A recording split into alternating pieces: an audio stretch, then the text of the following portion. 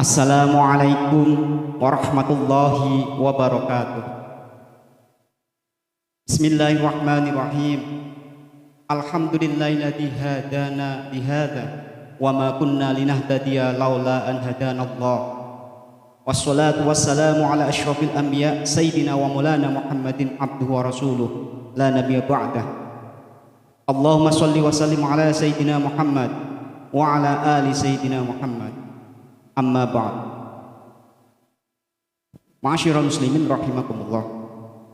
Puji dan syukur marilah kita panjatkan kehadirat Allah Subhanahu wa taala, yang mana atas berkah dan rahmatnya kita masih dipertemukan dengan bulan Ramadan di tahun ini. Semoga Allah mempertemukan kita dengan bulan Ramadan di tahun kemudian, sehingga kita tetap bisa menjalankan puasa dan ibadah-ibadah lain. Amin, amin ya rabbal alamin. Sholawat serta salam semoga tercurah kehadiran beliau baginda Rasulullah Shallallahu Alaihi Wasallam, karena beliaulah satu-satunya manusia yang kelak bisa memberi pertolongan, memberi syafaat pada kita semua. Ma'asyiral muslimin rahimakumullah. Islam agama yang sempurna, sangat memperhatikan perkembangan dan pertumbuhan dari satu generasi ke generasi berikutnya.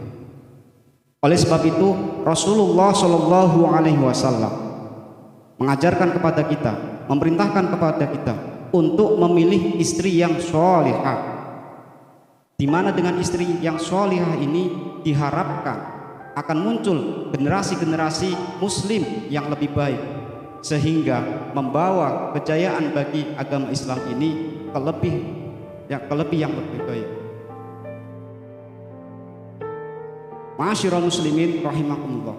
Tentunya di sini terkait dengan mencetak generasi berikutnya, seorang ibu memiliki peranan yang sangat penting dalam membentuk karakter anak ataupun putra putri.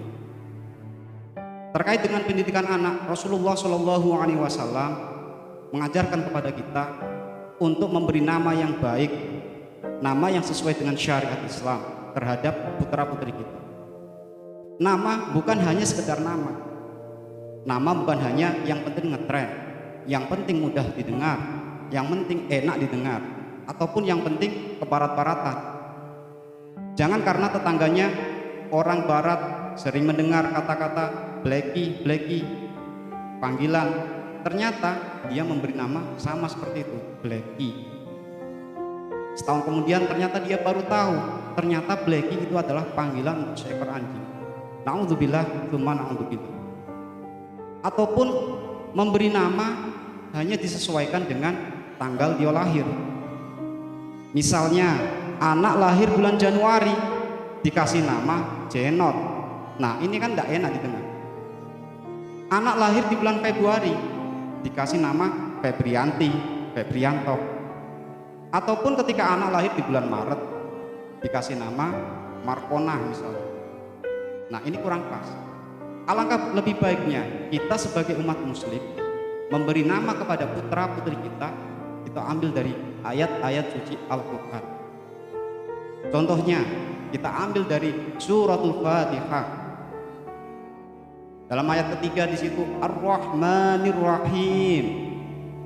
Anak kita lahir, anak yang pertama kita kasih nama Abdurrahman.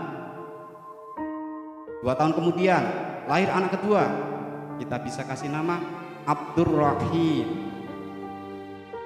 2 tahun kemudian lagi lahirlah anak yang ketiga, kita ambil ayat yang berikutnya Maliki Yaumiddin, kita bisa memberi nama Ahmad Malik.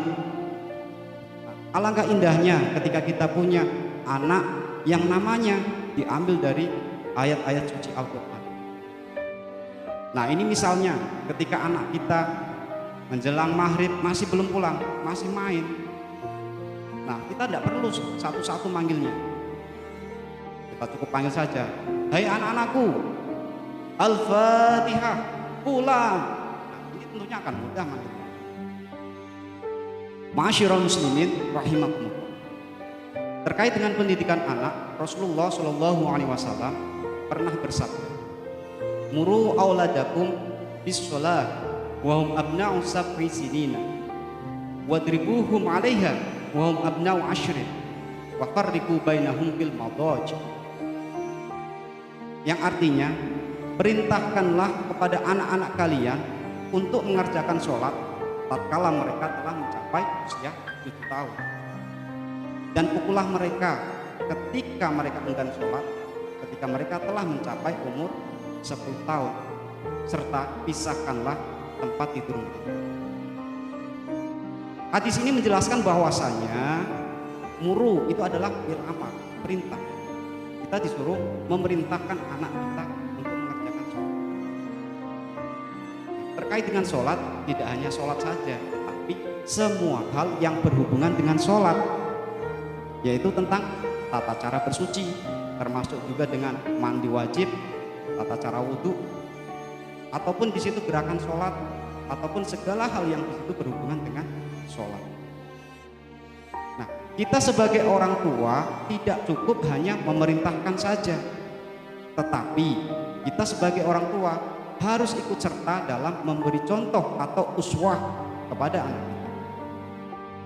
Misalnya, ketika terdengar azan, misalnya azan maghrib, Allahu Akbar, Allahu Akbar. Nah, kita bisa mengajak anak kita pergi ke masjid ataupun ke musola terdekat dengan kita. Maka si anak karena diajak, dia akan lebih bersemangat untuk ke masjid. Lain halnya kalau kita hanya menyuruh. Ketika anak lagi sibuk main gadget, kita suruh, enak ke masjid. Sementara kita masih sibuk dengan HP pula. Tentunya anak di sini hanya akan diam saja. Ya, kenapa? Karena di sini anak memperhatikan orang tuanya. Kalau orang tua hanya memerintahkan saja, sementara orang tua tidak memberi contoh yang baik, tentunya anak akan meniru sikap kita. Ma'asyiral muslimin rahimakumullah. Kalau kita perhatikan hadis ini, kenapa di situ Rasulullah memerintahkan tentang pelaksanaan sholat, bukan ibadah-ibadah yang lain. Bahwasanya sholat ini adalah sesuatu yang sangat pokok. Sebagian keterangan menjelaskan bahwasanya as-sholatu imaduddin, sholat ini adalah tiang agama. Barang siapa yang mendirikannya, maka secara tidak langsung dia telah mendirikan agama. Dan barang siapa yang tidak mau melaksanakannya, maka secara tidak langsung dia telah merobohkan agama. Di hadis lain menjelaskan bahwasanya inna sholata tanha 'anil fahsya wal munkar. Sesungguhnya sholat itu mencegah dari perkara yang keji dan munkar. Jika ada pertanyaan, ada orang yang bertanya, Pak Ustadz, ada orang rajin sholat, rajin ke masjid, tapi maksiatnya masih jalan, itu bagaimana Ustadz? Ataupun sering kita mendengarnya dengan istilah STMJ, sholat terus, maksiat pun jalan. Na'udzubillah, summa na'udzubillah. Contohnya, misalnya ada ibu-ibu rajin ke masjid, rajin berjamaah, tetapi kesehariannya sering merumpi, sering ngomongin kejelekan tetangga. Nah, ini sama halnya kosong. Ataupun ada bapak-bapak yang di situ rajin ke masjid, bahkan dia yang pertama azan. Akan tetapi dia pun masih sibuk, terkadang masih main judi, nyabung ayam ataupun lain sebagainya. Nah, di sini kita perlu perhatikan apa korelasi hubungan dari hadis tersebut dengan orang-orang tersebut. Nah, ini perlu kita cermati.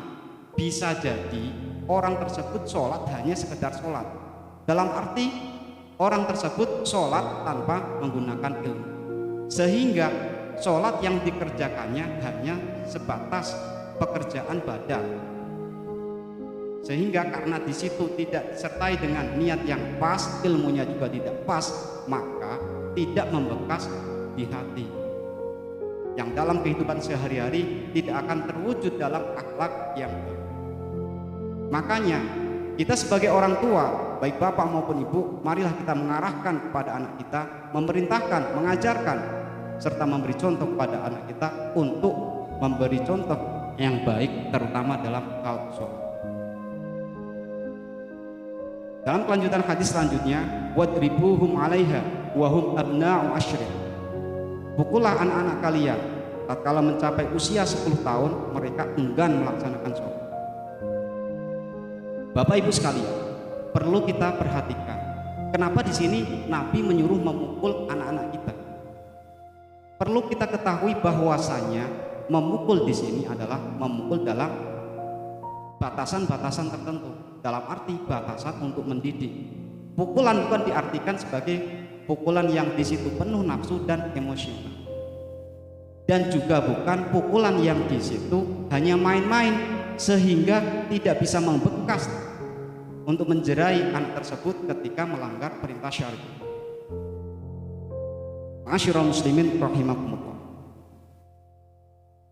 Ironisnya pada zaman sekarang banyak bapak ibu hadirin sekalian yang di situ meninggalkan metode memukul dalam tahapan belajar. Alih-alih alasan yang dipakai adalah karena rasa cinta dan kasih kepada anak tersebut.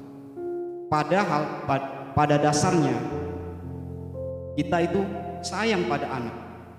Nah, rasa sayang itu marilah kita wujudkan dalam pendidikan. Dan di antara metode pendidikan adalah memukul.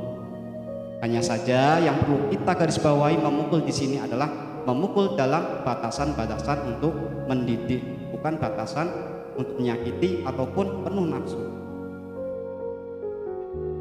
Selanjutnya dalam hadis yang berikutnya, wa farriqu bainahum bil madaji.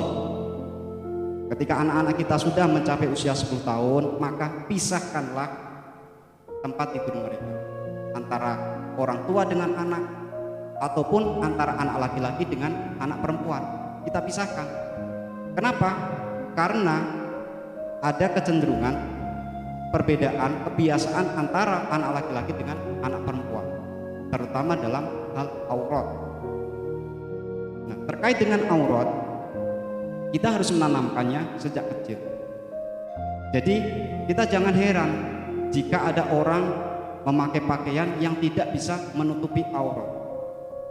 Nah, jika hal itu terjadi, kira-kira siapa yang pertama kali disalahkan? Tentunya adalah orang tua. Kenapa bisa seperti itu?